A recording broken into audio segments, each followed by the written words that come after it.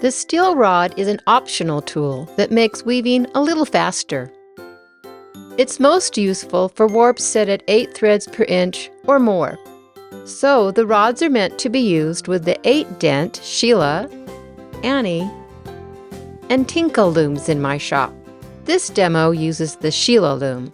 I weave the rod into the warp threads,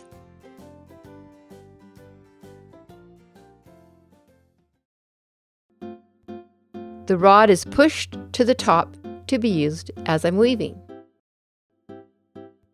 Here's how it works. The rod is already holding up every other warp thread, so I can just push the weaving needle through the space under the rod.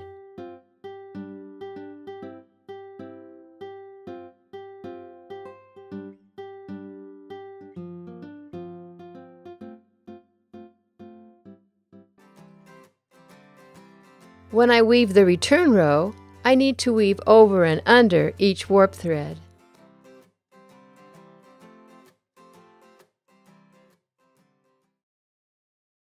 More complex looms have a way for the weaver to lift the threads up and down, so they don't have to go over and under every single thread.